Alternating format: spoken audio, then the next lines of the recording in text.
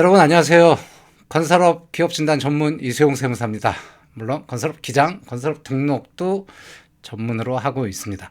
자, 이번 영상은 기계설비공사업을 등록하는 절차와 기업진단에 대해서 말씀을 드릴 텐데 전제 조건이 있습니다. 다른 사업을 하고 있는 분들이 그 사업체에 기계설비 공사업, 즉 건설업 등록을 하는 겁니다. 어떤 케이스가 많을까요? 예, 맞습니다. 제조업을 하고 있는데 예를 들어서 기계 제작을 하는 제조업을 하고 계십니다, 여러분이.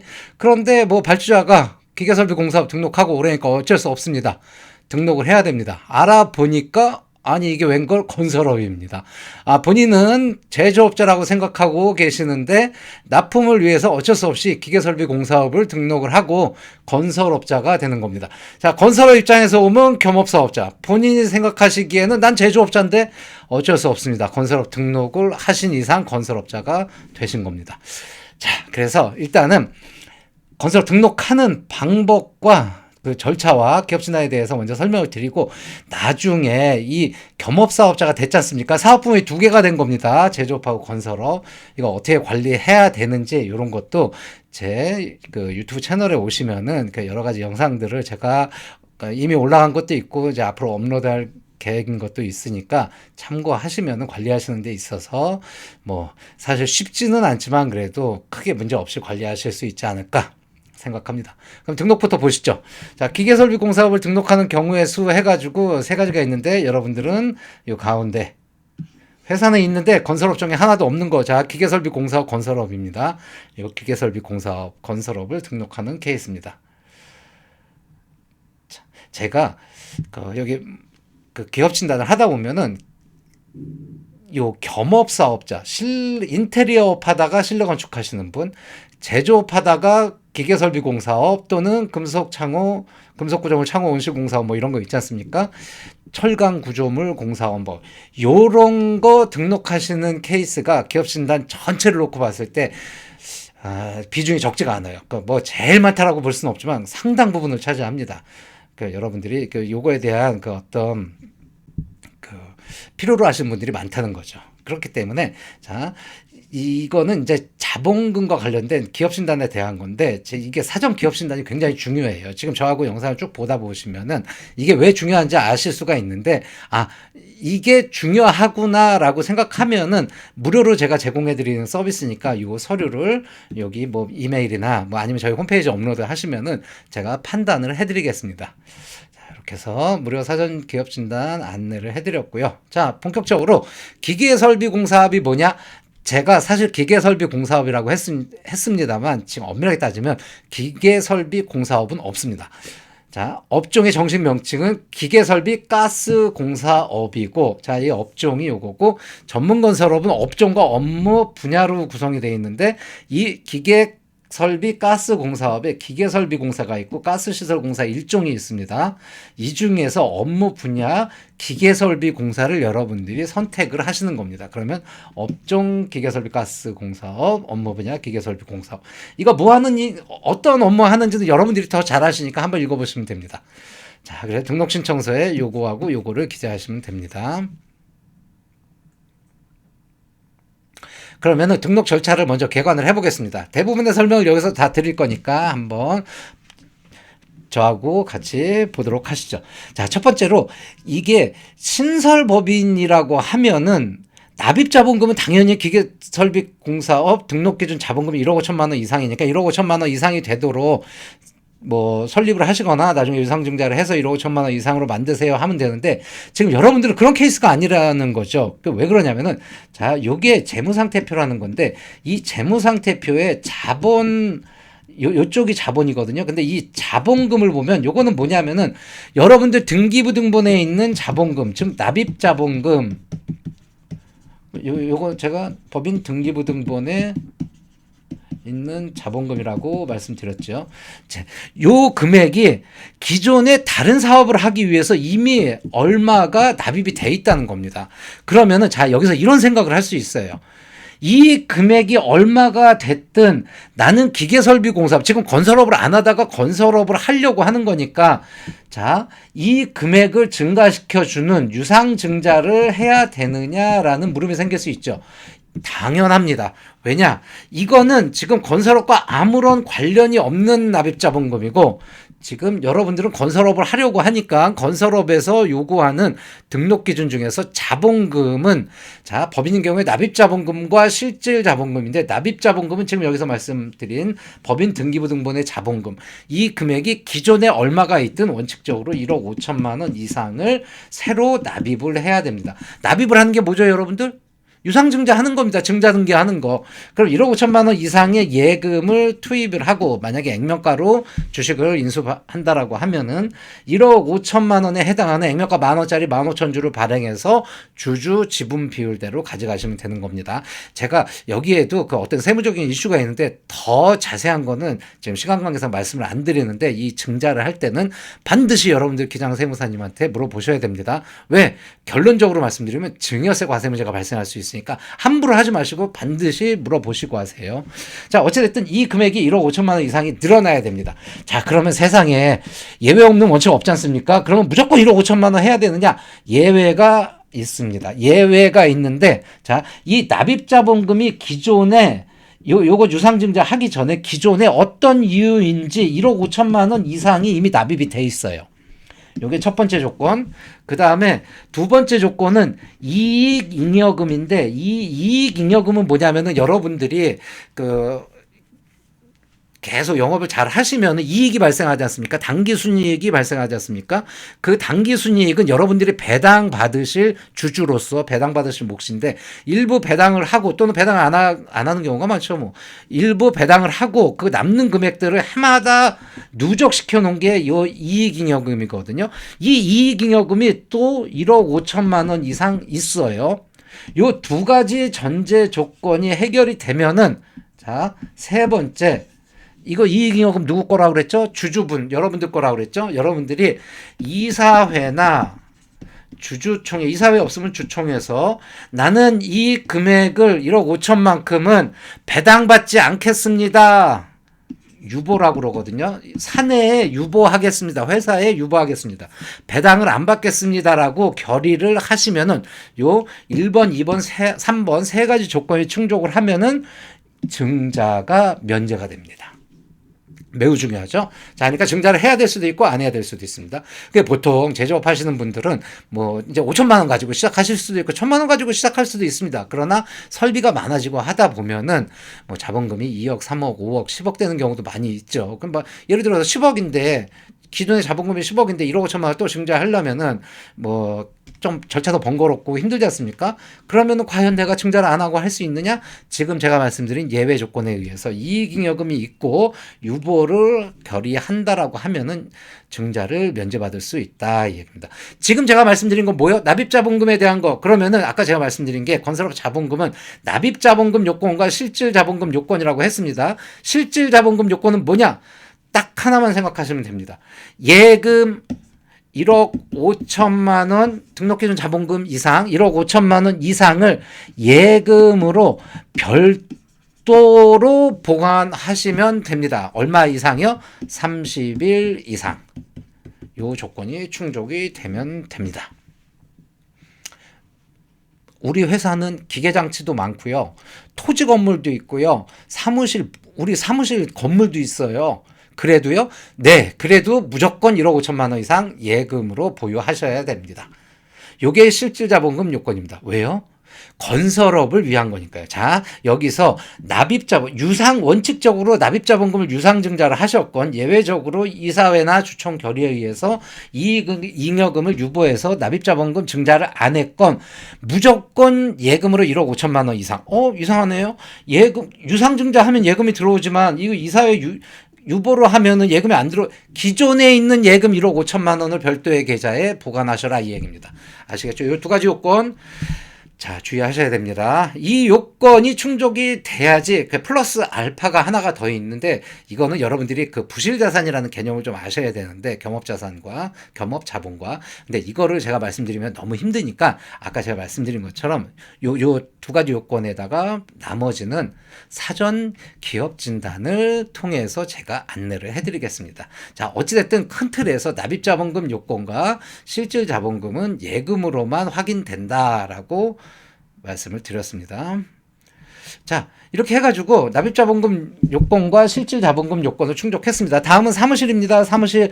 야, 이 사무실도 또 중요합니다. 사무실이 여러분들 지금 현재 본점 주소로 등기돼 있는 어떤 건물을 사무실, 건설업 등록 사무실로 등록을 하는 겁니다. 그런데 이거는 용도로 확인하셔야 돼요. 뭐 대부분의 경우에는 사무소, 공장 단지 안에 있어도 사무소로 등기가 돼 있겠죠. 그런데 간혹 사무소로 등재가 안 돼 있고 건축물 대장에 공장으로 돼 있는 경우가 있어요. 사무실을 쓰는데. 그러니까 이 공장 건물에 사무동이 따로 있어도 그거를 그냥 전체를 공장으로 등재해 놓은 경우도 있거든요. 이런 경우에는 관할 시공구청에다 반드시 확인을 해보셔야 돼요. 이게 여기가 등기가 됩니까? 이렇게 이제 다른 법령에 의해서 건사법에서는 가능하지만 다른 법령에 의해서 이게 제한되는 경우도 있을 수 있거든요. 자, 그러면은요 어떻게 해요? 뭐 예를 들어서 공장 등록을 한다든지 뭐 이런 어떤 사후적인 조치에 의해서 가능할 수도 있으니까 요거는 담당 지자체 그 공무원분한테 꼭 확인을 하셔라 이 얘기입니다. 자, 요게 자본금 요건, 요게 사무실 등록 기준 사무실 요건, 그다음에 기술자로 고용해야 됩니다. 2명 이상을 고용해야 되는데 자격을 갖춘 자예요. 자, 자격은 지금 뒤에서 또 자세히 보겠습니다. 보통 그냥 기계설비는 주인력과 보조인력 이렇게 얘기하는데 요게 조금 더 자격 요건이 강화되어 있는 분이고 요게 자격 요건이 약간 완화되어 있는 분들을 각각 1명 이상씩 해서 2명을 고용하시고 이 고용된 분들이 이 등록된 회사에 상시 근무를 하셔야 된다 이겁니다. 자, 요 요건 뒤에서 자세히 보도록 하겠습니다. 그럼 세 번째 기술자 요건까지 확인이 되면은 이제 한계가 남았습니다. 등록 기준 4가지입니다. 공제조합 출자 예치, 기계설비 공제조합에 자, 자본금의 일정 금액 지금 뭐 한 5천만 원 조금 안 돼요. 그 금액을 예치를 해 놓으면은 보증 가능 금액 확인서 이거를 발급을 해 주는데 보증 가능 금액 확인서 요거는 뭐 돈 이체하고 서류 작성하면 또 설비공제조합 같은 경우에 대부분 다 인터넷 온라인으로 그 서류 등기를 보내고 온라인으로 다 해결을 하거든요. 그러니까 뭐 이렇게 어렵지 않습니다. 이렇게 해서 요 확인서 발급 받아서 출력해가지고서 신청서에 첨부하면 되죠. 자, 그리고 여기서 한 가지 유의하셔야 될 게 자본금 요건을 아까 전에 제가 말씀드린 거는 그 요건을 충족하는 거고 이 자본금을 충족을 했습니다라는 거를 다른 등록 기준과 달리 이거는 여러분들이 직접 입증할 수가 없어요. 왜요? 기업 진단이라는 절차를 거쳐서 진단자가 입증을 해주도록 돼 있어요. 저 같은 진단자, 세무사, 회계사, 경영지도사 이 사람들을 진단자라고 하는데 이 진단자가 여러분들의 재무 상태를 진단을 해서 보고서 형태로 만든 거 재무관리상태 진단 보고서 여러분들 기업 진단 보고서라고 들어보셨을 거예요. 그거를 발급을 해드리면 거기에 적격이라고 적혀 있거든요. 그걸로 자본금을 입증하는 겁니다. 자, 이렇게 등록 기준 4가지 다 충족했습니다. 그러면 등록 신청서 작성하고 요거 4가지 입증하는 서류 첨부하고 그 다음에 임원 명단 결격 사유 있으면 안 되거든요. 자, 개인 사업자인 경우에 대표자 1명이지만 법인인 경우에는 임원, 사내이사, 뭐 감사, 사회이사 전부 임원 아닙니까? 이 임원들의 명단을 제출하면은 요거를 신원조회를 해가지고 결격 사유가 있는지 봐서 최종적으로 공무원이 문제가 없다 그러면 등록을 해주는 거죠. 이 등록을 해준다라는 거는요, 등록증이 발급되는 건데 등록을 해준다라는 거는 이제부터 건설업자가 되는 겁니다. 건설업자. 이거 대단한 겁니다. 건설업자.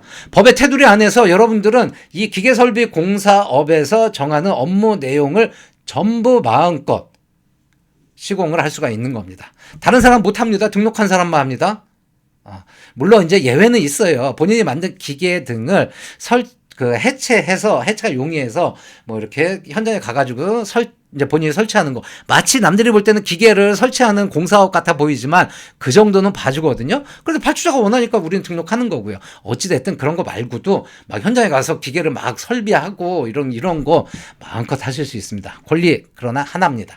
나머지는 전부 의무입니다. 건산법에서 규정하는 어떠한 그 의무 사항들을 전부 지켜나가야 되는 겁니다. 특히 요 등록 기준이라는 거 지금 아까 우리가 등록 기준 4가지 충족했잖아요. 요거는 등록 신청할 때만 충족하는 게 아니고 이 업을 영위하는 건설업을 영위하는 내내 충족을 해야 되는 거예요.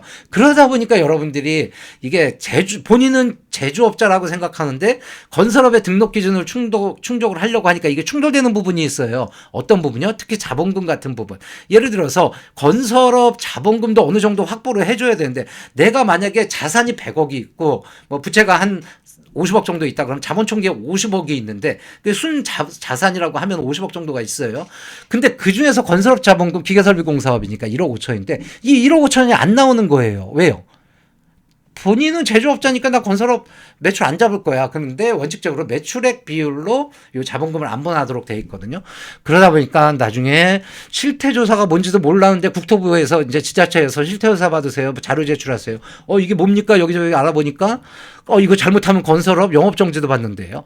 야, 이게 영업정지 받으면 차라리 건설업 안 하는 것만인데 이거 대외적으로 어디 가서 얘기도 못 하겠고 이런 애로사항들이 있는 겁니다. 그래서 여러분들이 기존에 제조업만 하실 때하고 기계설비 공사업을 등록하실 때는 일단 기본적으로 각오가 조금 있어야 돼요. 내가 이거를 어떻게 관리하겠다. 물론 여러분들이 관리하시는 것도 있고 그 세무사나 회계사 사무소에서 어느 정도 이렇게 조언을 해주는 것도 있는데 이런 것들을 잘 어떤 조화롭게 해결을 해서 유지를 해야 되는 겁니다.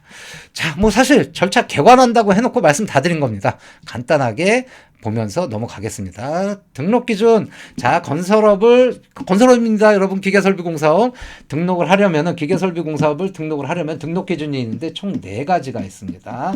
4가지. 자본금, 아까 1억 5천만 원 이상, 뭐요?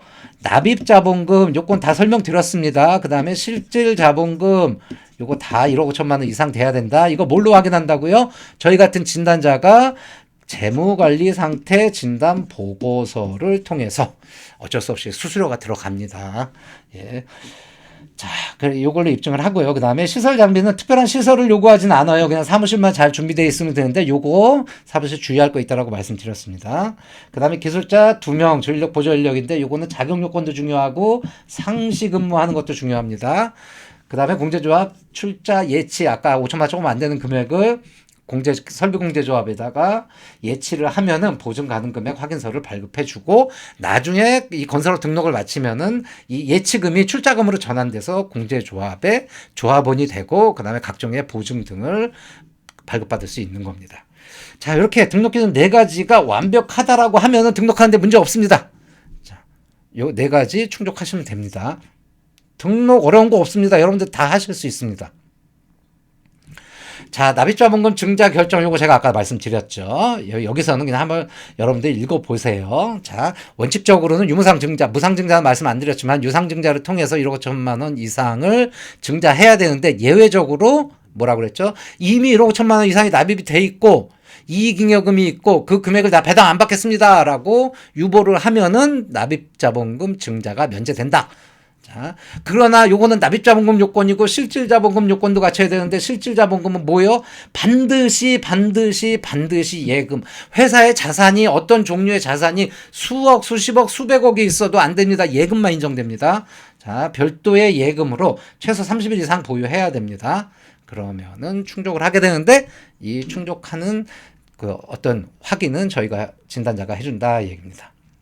한번 읽어보시고요. 시설 장비 사무실, 장비는 없고 사무실인데요. 자, 여기서 아까 제가 말씀드린 거 명심하셔야 됩니다. 여러분들이 혹시 제조업 하시면서 지식산업센터에 입주해 계신다. 아니면은 뭐 소호 사무실 이런 건 없겠지만 공장 내에 입주해 있다라고 하면은 반드시 사전에 담당 공무원한테 확인을 해보셔야 됩니다.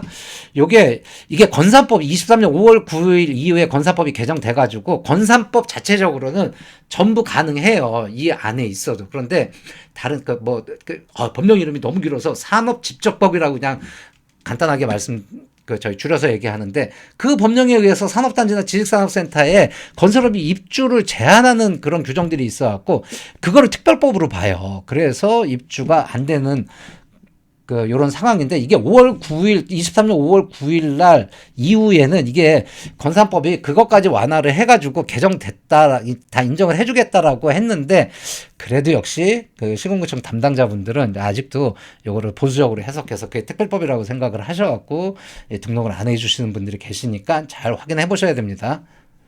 자, 그 다음에 독립성 요건 해가지고 다른 사업자의 사무실과 명확히 구분될 것 해가지고 이건 간단하게 한번 제가 예를 들어볼게요. 이거는 뭐 어느 업종이고 다 똑같은데 이런 경우 있습니다. 자, 사무실이 이렇게 출입문이 있고 여기에 이게 요 공간이 완전히 이게 밀폐된 거예요. 여기 바닥부터 천정까지 밀폐되어 있고 여기 출입문은 요거 유일하고. 자, 그러면 여기 타사업자가 있고 내가 여기 건설업 등록을 해야겠다라고 하면 이거 독립적입니까? 독립적이죠. 이거 다 밀폐되어 있으니까. 아니요, 독립적 아니에요. 왜요? 여기 들어가려면은 내가 남이 사업장을 허락을 받고 들어가야 돼요. 물론 허락은 해주겠지만 남이 사업장을 거쳐서 들어가야 된다는 거죠. 이런 거 독립적인 거 아닙니다. 반대 그러면은 자, 여기 문이 있고 여기 문이 있는데 그러면 여기 타사업자가 있고 내가 여기 건설업 등록해야지. 요거는요? 안 돼요. 왜요? 얘가 이 타사업자가 내 사무실을 허락받고 들어와야 돼요. 나는 이거 허락을 해주면 안 된다니까요. 독립적이지가 않으니까. 이것도 안 된다 이게 얘기예요. 그러면은 요거는요. 이런 케이스에서 문이 여기 있고 문이 여기 있어서 요거 타사업자든 이게 건설업자든 당신은 이쪽으로 들어가 나는 이쪽으로 들어가 그리고 서로 그 동선도 안 겹치고 요러면 독립적이다 이겁니다. 간혹 요런 케이스나 요런 케이스로 영업정지 받는 분들 종종 심심치 않게 보입니다. 중요합니다. 자, 그 다음에 이거는 뭐 6번 같은 경우는 이미 다른 사업을 하고 있으시니까 책상 뭐 사무설비 통신설비 이런 거 다 있지 않습니까? 그러니까 신경 안 쓰셔도 된다라고 생각할 수 있겠습니다. 자, 그 다음에 기술자 보시면은 여기에 기술자가 자 기술자 요건은 자격 갖춘 자를 고용해가지고 상시 근무를 시켜라 이렇게 3단계로 자격 요건, 고용 요건, 상시 근무. 자격 요건은 지금 제가 여기다 써놨는데 고용 요건은 뭐냐 이런 여기 있는 사람들을 자 주인력, 보조 인력으로 이거는 제가 그냥 편의상 나눈 거고 요 중에서 한 명, 요 중에서 한 명. 물론 여기 이 중에서 2명 다 뽑아도 되겠지만요. 자, 요런 거 잘 보셔야 됩니다. 만약에 기계 분야 건설 기술인이다 그러면은 여기 기계 분야 건설 기술인, 기계 분야 건설 기술인 있으니까 다 뽑으시면 되고 그다음에 밑에 여기 자격증 뭐 이렇게 많이 있지 않습니까? 이거 여러분들은 모르실 수도 있어요. 이 기계 분야 건설 기술인이 뭐야? 이게 한국기술인협회라는 데가 있는데 그 여러분들 직원분들 중에서 보면 가끔 경력 수첩 가지고 있는 분들이 있어요. 이런 분들이 있으면은 요거 쓰시면 되고 없으면은 또 이런데 자격증 있는 분들 있지 않습니까? 이런 분들 자격증 수당 조금 더 주시고 자격증 활용하시면 되는 거죠. 자, 이게 요 자격증을 시험 봐서 따는 거고요. 요 기계 분야 또는 뭐 건축 분야 건설 기술인은 기술인협회에 학력과 경력과 자격을 등록하면 등급이 나오는 거거든요.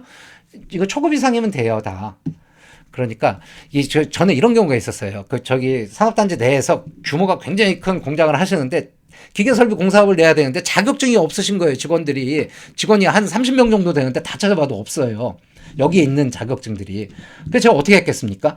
사장님, 그러면은 자 학력과 경력과 자격을 기술인협회에 제시할 만한 분들을 한번 추려봅시다. 추려봐가지고 제시를 하는 거죠. 그럼 기술인협회에서 이분 예를 들어서 자격증이 없더라도 학력 뭐 4년제 대학 그 관련 학과 나오고 경력 뭐 이런데 기계설비공사업 등록한 데서 어느 정도 있었고 뭐 이러면은 요 점수만 가지고도 초급은 나올 수도 있거든요. 그러니까 한번 해보자, 찔러보자 이거죠. 아니면은 뭐 고용하셔야 되는 거죠. 진짜 정 없다 그럼 고용하셔야 되는 거죠. 자, 이렇게 해가지고 상시근무 하셔라. 이 상시근무 하라는 얘기가 뭡니까? 이 근로자가 이중근무하면 안 된다 이 얘기인데 이게 왜 이중근무 하면 안 될까요? 자격증만 사갖고서 등록하는 분들이 계셔갖고 상시근무 요건이 있다라고 보시면 돼요. 그래서 그 기술자는 이 회사에만 근무해야 되고 그 다음에 다른 회사에 근무하면 안 된다. 파트타임 이런 거 안 됩니다. 이 회사에 풀 근무하고 그 다음에 다른 회사에 이중으로 근무하지 마라 이 얘기입니다. 자, 기술자 요건 이렇게 보시고 공제조합 출자금 아까 말씀드렸습니다. 기계설비 건설 공제조합에 지금 자 45자 1자당 110 5천만 원 정도 해가지고 4,963만 5,900원을 예치하면은 발급해 주는 거예요. 뭐를요? 보증가능금액 확인서. 요 보증가능금액 확인서의 의미가 뭐냐면은 혹시 나중에 건설업, 이게 기계설비공사업도 건설업 아닙니까? 건설업 하다가 뭐 하자가 발생했다든지 아니면은 뭐 계약을 했는데 뭐 계약을 이행을 못 했다든지 해가지고 손해배상 문제가 발생한다든지 이런 문제가 발생하면은 요 일단 공제조합에서 먼저 해결을 하고 그다음에 나중에 공제조합에서 뭐 그 업체에다가 구상을 하겠다 요런 취지라고 보시면 됩니다. 이게 그러니까 든든한 보증인이라고 생각을 하시면 돼요. 그걸 하기 위해서 약 한 5천만 원 정도를 저한테는 그러니까 이 개개인한테 5천만 원은 5천만 원이지만 이게 다 모이면 어마어마한 돈이 되지 않습니까? 그거 갖고 먼저 처리를 해준다. 어떤 하자라든지 이런 문제를 이렇게 생각하시면 되는 거죠. 뭐 이건 매우 간단합니다. 신경 쓰실 거 없습니다. 그 다음에 자본금 요건 아까 말씀드렸죠. 어떻게 해요? 납입 자본금 요건 충족하고 자 30일 이상 예금만 유지를 잘 하시면은 예금 자 여기서 한 가지 더 말씀드릴게요. 30일 이상 이런 겁니다. 30일 이상 여기 30일 이상 예금을 1억 5천만 원 이상 이렇게 유지를 하는데 만약에 1억 5천만 원 이상 요 금액을 하루 좀 극단적일지 모르지만 뭐 이론적으로 맞는 거니까요. 10,000원을 빼서 썼다. 1만 원.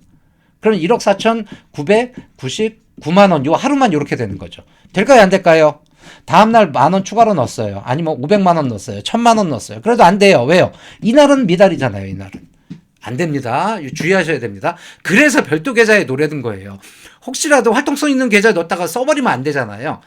그리고 이게 지자체마다 특히 기계설비공사업이니까 공단 쪽에 경기도 뭐 시에 요거 굉장히 철저하게 보시는 그 담당자분 계십니다. 그러니까 별도의 계좌에다가 1억 5천만 원 딱 묶어놓고 그날부터 스타트 30일 이렇게 이후에 기업신당 한다 생각하시면 됩니다. 이거 말씀 다 드렸습니다. 자, 그러면 이제 등록 신청을 합니다. 자, 등록기는 내가 다 충족했고요. 신청서 작성합니다. 그 다음에 임원 명단 제출합니다. 결격 사유 없으면 본인이 직접 입증하는 게 아니고, 자, 이 등록 신청서를 심사하는 공무원이 요거를 확인을 합니다. 자, 그 다음에 어디다가 제출합니까? 관할 시군구청. 자, 뭐 경기도 시흥시면은 시흥시청, 경기도 안산시면은 안산시청. 그다음에 서울시 종로구면 종로구청. 뭐 종로구에 하지 말라는 법 없지만 그렇죠. 서울시 종로구 기계설비공사는 많지는 않겠네요. 주로 공단 쪽에서 하니까요. 자, 뭐 부산광역시 남구 그러면 부산광역시장한테 하는 게 아니고 부산광역시 남구청장 이렇게 하는 거죠. 자, 그럼 심사를 거쳐서 건설업자 지위를 획득합니다. 자, 여러분들 이제 마음껏 시공하시면 됩니다. 아까 말씀드렸지만 권리 하나. 자, 나머지는 전부 의무다 이 얘기입니다. 의무. 이거는 제가 그냥 예시 들어놓은 거고 건산법이 있으면 전부 의무 규정이에요. 그 다음에 나중에 이 의무를 해태했을 때 행정처분 어떻게 할 건지 사실 규제 관리에 관한 법입니다. 건산법이. 자, 그러니까 여러분들이 자, 건설업자가 되셨다라는 거는 이렇게 생각하시면 돼요. 건산법 내에서 내가 어떤 건산법이 규제하는 관리하는 이런 의무들을 잘 지켜주면은 내가 마음껏 시공할 수 있도록 이 법이 나를 보호해 주는 거다라고 생각하시면 됩니다. 아시겠죠? 자, 이렇게 해가지고 여러분들은 기계설비공사업을 등록하셨습니다. 뭐 물론 기계설비공사업 등록하다가 절차상에 어떤 궁금증이 있으시거나 막히는 부분이 있으면 저한테 연락하시면 되고요. 자, 필수적으로 기업진단 보고서는 여러분들이 작성 못하죠. 저한테 의뢰하셔야죠. 연락 주시면 됩니다. 아까 사전 기업진단은 무료 사전 기업진단 절차를 거쳐서 저한테 진단 의뢰하시면 되고요. 그 다음에 여러분들 등록 뭐 물론 이제 기존 사업자니까 기장하시는 데는 다 있으시겠죠. 그런데 뭐 바꾸라는 얘기는 안 하겠습니다. 그 기존에 기장하시는데 그 세무사님이나 회계사님 분들을 만나서 내가 이번에 기계설비공사 건설업을 등록했으니까 그 나에 대해서 보다 좀 관심을 갖고 관리를 해주세요. 이렇게 요청하시면 됩니다. 자, 이렇게 해가지고 기계설비공사업 겸업사업자 기존 사업자가 등록하는 방법과 기업진단에 대해서 안내해드렸습니다.